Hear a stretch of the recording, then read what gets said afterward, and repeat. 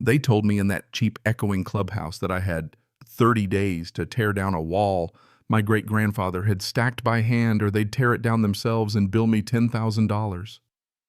30 days to erase almost a century of my family's hands, their sweat, their winter mornings, 30 days to make history into rubble. That was the hook, that was the punchline of the evening, and I stood there and listened to Karen Miller read the verdict like it was a weather report. You could smell the humiliation, cheap coffee, fiberglass, folding chairs, the stale perfume of suburban righteousness, and I felt something inside switch from patient to purposeful. My name is Frank Caldwell. I'm a sergeant major retired from the United States Army Corps of Engineers. For 25 years, I built things meant to last under conditions most people never imagine, and I solved problems folks told me were impossible. Blueprints, patience, paperwork, those were my tools. When I retired, I came home to 10 acres of North Carolina woods that had been in my family for 100 years. I built a modest, honest house there to quiet the noise out of a life full of instructions and explosives and bridges, and I thought naively that peace would be simple. I had one flaw: my driveway touched a corner of Oakwood Preserve, and to get mail and utilities I had to be part of their HOA. I paid the dues. I kept my head down. I didn't think small rules would ever come for a wall of stone my family had stacked in 1922. Karen Miller had other ideas. She wore authority like a uniform she'd never earned, golf cart patrols, clipboard in hand, a microscope for trivialities. Mailbox flags, basketball nets, trash cans, nothing escaped her petty radar. When she pointed at my fence, 4 feet high, 200 feet long, dry-stacked fieldstone, she didn't see history. She saw a cosmetic offense to her beige world. She saw a target. They called it a violation of Covenant 7.4 subsection B. It sounded official. It sounded final. And when she said with that smug, self-satisfied purr through a cheap microphone, "You have 30 days," I left the room without saying a word. Military calm on the outside. Inside, a map of possibilities unfolding. I'd been a builder and a strategist my whole life. This wasn't a shove at the mailbox. It was a declaration of war on the wrong soldier. For the next few days, I did what I always do when faced with a problem. I gathered data. I turned my dining room into a command center, drove down to the county records office, and crawled through deed books and microfilm until my eyes watered. Old paper smells like authority to me. I pulled the original deed from 1919 tax record survey notes, everything I could find on our family parcel and on Oakwood Preserve. Then I did what every good engineer does when confronted with new specs. I overlaid maps. There was a discrepancy, small on its face, maybe 20 feet along the northern edge of my property, but it nagged me.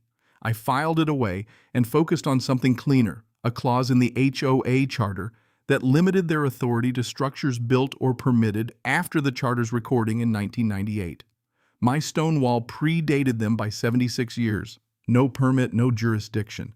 It felt like a simple, airtight defense until Karen's lawyer invented the re-engagement theory, saying that because I'd built a new house, the entire parcel was subject to current covenants.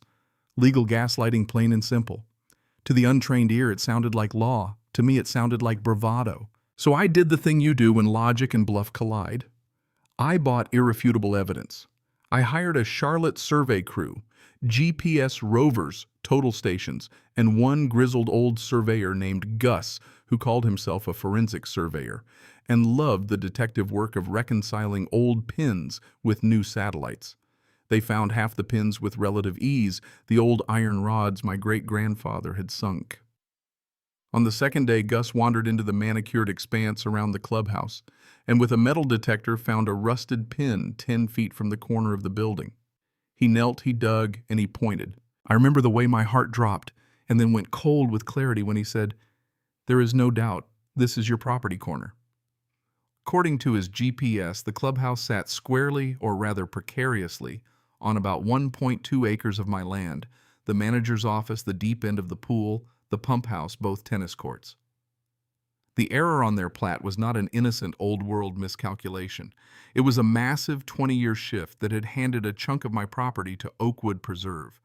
Whether by negligence or intention, the developer had ceded private land to a common lot, and no one had noticed except Karen, who had focused her tyranny on the visible, not the valuable. From fury, I shifted to a very cool kind of resolve. I recorded the new GPS-certified survey with the county registrar the next morning. I called an old friend, Dave Jensen, ex-colonel, now a property lawyer, and I emailed him the binder that had become my Bible deeds, historical photos, county records, and Gus's survey. He listened, then he whistled and called it what it was, a tactical nuclear strike. He said the HOA's claims would crumble, adverse possession was dead if they hadn't been paying taxes on the land, and if their survey was faulty, their title hung on sand. We built a plan like we used to build bridges, 3 phases. Phase 1, fortify file, the new survey, make my claim a recorded fact. Phase 2, bait do nothing, let Karen's deadline pass. We needed her to overplay her hand. Phase 3, counteroffensive, be ready to move the moment they tried to act. We assembled affidavits from neighbors who'd been fined for absurdities. Mr. Henderson's gnome, the Garcia's swing set color approvals, and I rented the number of tools you rent when you expect to make a point, heavy chain link privacy slats, a ready crew. I made the demolition crew's foreman an inconveniently heavy envelope with a court injunction and a trespass notice. I wanted them to understand they were not stepping onto common land. They were walking into litigation. When the bulldozer rolled up on a cold morning and Karen zipped in on her golf cart like a self-appointed executioner in pink velour, the street filled with neighbors expecting spectacle. I walked out, handed the foreman the envelope, and said, "You might want to read this before you hook those chains." He read it. His face went from weary to alarmed. He called his boss. Karen snatched the paper and froze when she saw the bold red line on the survey that sliced right through her clubhouse. There are little cinematic moments in life where the air seems to rearrange itself. The clipboard dropped. The neighborhood fell silent in a way that made your ears ring. You could see the math happen in people's faces. The pool sits on Mr. Caldwell's land. What does that mean for dues, for insurance, for everything?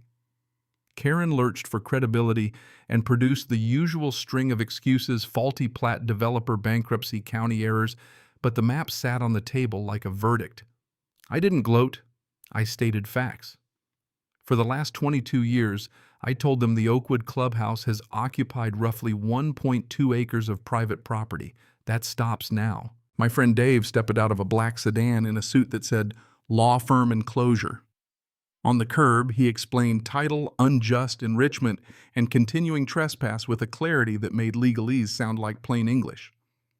The foreman reloaded his equipment.